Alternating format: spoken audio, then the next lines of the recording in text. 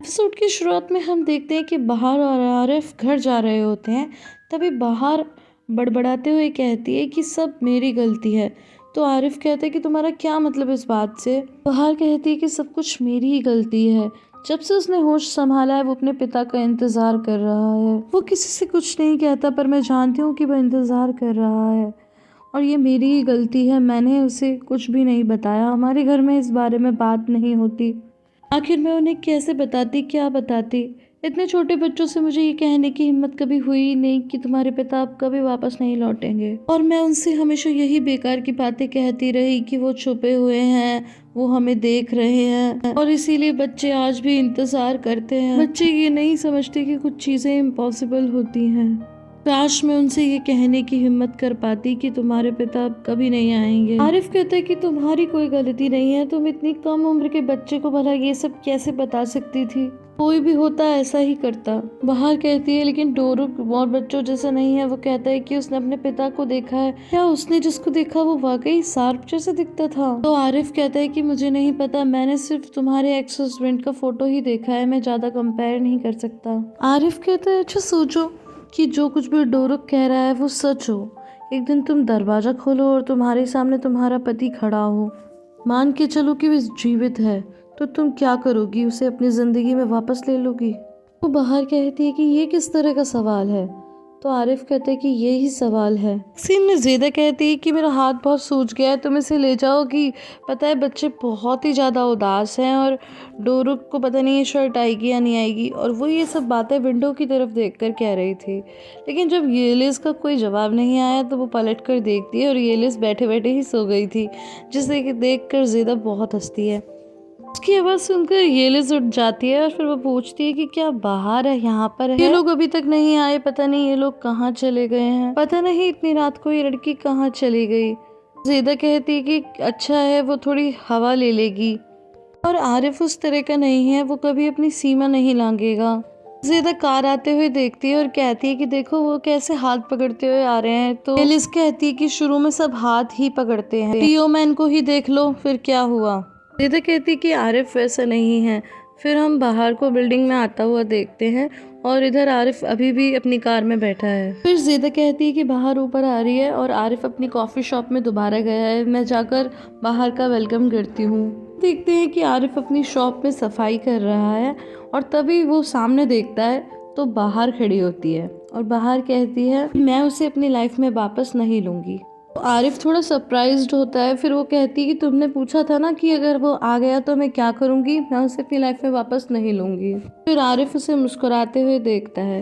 फिर next scene में हम बाहर को घर आता हुआ देखते हैं जहाँ वो कहती है कि आई एम सॉरी, मैं तुम लोगों को यूँ काम करता हुआ छोड़ गई, मुझे इस तरह ट्रिप पे नहीं जाना चाहिए था। लेकिन वो लोग कहते हैं कि तुम्हें ऐसा खुश देखकर हमें बहुत अच्छा लगता है, अच्छा हुआ तुम चली गई, अब तुम आराम करो। वो कहती है कि मैं भी कुछ काम करा देती हूँ, लेकिन वो कहते हैं कि बिल्कुल नहीं, जाकर सीधा आराम करो। बाहर कहती है तो फिर तुम लोग भी आराम कर लो, लेकिन वो कहती है कि नहीं, ऐसे हम हर बार थक जाएंगे और आराम करेंगे तो कैसे चलेगा। हमारा ब्रेड बटर है और हम भी अब इस टेक्सटाइल कंपनी का हिस्सा है, अब तुम जाओ और आराम करो। ज़ेदा कहती है कि येलिस बिल्कुल ठीक कह रही है, तुम जाकर आराम करो। गाइस यहाँ पे घर आने के बाद येलिस और ज़ेदा उसी बारे में बात करते हैं कि कैसे डोरू को अपने पापा दिखे और आरिफ ने कैसे सिचुएशन को हैंडल किया। इसके बाद येलिस कहती है कि चलो चलो अब हमें जल्दी सोना चाहिए क्योंकि हमें सुबह जल्दी उठना है। लेकिन ज़ेदा विंडो पर जाकर देखती है तो आरिफ एकदम उदास बैठा होता है। तो फिर से येलिस चिल्लाती है कि चलो अब सोते हैं, लेकिन वो फिर भी उसे विंडो पे बार बार बुलाती है। इसके बाद दोनों विंडो से आरिफ को ही देखते हैं। देखते हैं कि आरिफ अभी भी अपनी शॉप पर उदास बैठा है। अब नेक्स्ट सीन में हम देखते हैं कि डोरू का अभी भी अपने पापा की फ़ोटो के साथ सो रहा है और उसने अपने पापा की फ़ोटो पर हाथ रखा है। तभी वहाँ पर बाहर आ जाती है और इस तरह से देखती है तो थोड़ी परेशान होती है। फिर वो धीरे से डोरू का हाथ फ़ोटो पे से हटाती है और फ़ोटो बाहर ले जाकर बैठ जाती है और अब खुद ही उस फोटो के जरिए सार्प से बातें करना शुरू करती है। कहती कि कितना लंबा अरसा हो गया और हम दोनों ने एक शब्द भी नहीं बोला। जब तुम शुरू में गए थे तब मैं इतनी दुखी नहीं हुई थी क्योंकि हर रात हम बात करते थे। इससे मुझे हिम्मत मिलती थी बच्चों को संभालने की, अपनी लाइफ पर अपना होल्ड रखने की। मैं तुम्हें सब कुछ बताती थी कि आज हमारे साथ क्या हुआ, आज हमने क्या किया। मैं मान कर चलती थी कि जो कुछ भी हुआ तुम उस सब चीज़ों के गवाह हो। मैं अपना अकेलापन शायद इसी तरह मिटाने लगी थी, लेकिन फिर धीरे धीरे मैंने तुम्हें सब कुछ बताना बंद कर दिया। मैं कितनी बीमार थी मैंने तुम्हें ये भी नहीं बताया, और मैंने उसके बारे में भी तुम्हें नहीं बताया। हम सब बहुत ही अच्छे दोस्त हैं। मेरे चारों तरफ अब अच्छे लोग हैं, निसान, डोरुक, उसके नाना जी, जेदा, येलिस। ईश्वर उन सब पर कृपा करे। लेकिन आज डोरुक को ऐसा लगा जैसे उसने तुम्हें देखा है, और मैं जानती हूँ कि एक बच्चे की उम्मीद टूटने का दुख क्या होता है। और वो इसी तरह की बातें करते हुए रोते रोते सो जाती है। थोड़ी देर में डोरुक वहाँ पापा पापा कहकर आता है। बाहर कहती है कि क्या हुआ बेटा। तो वो कहते कि मेरे पापा कहीं नहीं मिल रहे, मैं उन्हें अपनी बगल में रख के सोया था, वो कहाँ चले गए। तो बाहर कहती है वो कहीं भी नहीं गए, ये लो बेटा ये लो। फिर निशान निकल कर आती है और कहती है कि मॉम मेरे पापा कहाँ हैं। फिर बाहर कहती है कि बच्चों आओ मेरे पास बैठो। वो उन्हें प्यार से अपनी गोद में बिठाती है और कहती है कि बेटा मैं तुम लोगों को कुछ बताना चाहती हूँ जो मुझे पहले ही बता देना चाहिए था, पर तुम दोनों बहुत छोटे थे इसलिए मैंने नहीं बताया। बच्चों मैंने तुमसे कहा था कि पापा हमें देख रहे हैं, वो हमें देख रहे हैं, लेकिन अब वो कभी वापस नहीं आएंगे। मुझे माफ कर दो बच्चों, मुझे माफ कर दो, तुम्हारे पिताजी अब मर चुके हैं, लेकिन वो हमारे दिलों में अभी भी जिंदा है, तुम समझ रहे हो ना। तो डोरुक कहता है हाँ मैं समझ रहा हूँ, मैंने उन्हें देखा है, वो जिंदा है। डोरुक मेरी प्यारी बेटी सुनो, अब तुम्हारे पापा नहीं आएंगे। लेकिन निशान कहती है कि नहीं पापा आएंगे, डोरुक ने देखा है, आप गलत बोल रही हो। और ये कहकर वो अंदर चली जाती है और बाहर फूट फूट कर रोने लगती है। अब हमें अगले दिन सुबह का सीन दिखाया जाता है जहाँ पर जेदा अभी सो रही है, लेकिन येलिस उसे उठाने की कोशिश करती है और कहती है कि राजकुमारी जी अब तो उठ जाइए, हमें काम पर भी जाना है। लेकिन जब जेदा थोड़ा उठती है तो वो कहती है क्या तुम रात भर रोई हो। तो कहती है कि हाँ मैं अर्दा को याद कर रही थी इसलिए मैं सारी रात रोती रही। फिर जेदा एकदम से कहती है किसी किसी की लाइफ तो इतनी शानदार होती है कि उन्हें पेरिस की फ़्लाइट पकड़नी होती है, मेड उनके लिए खाना बना रही होती है, मैनीक्योर पेडिक्योर तरह तरह की चीज़ें कराती हैं।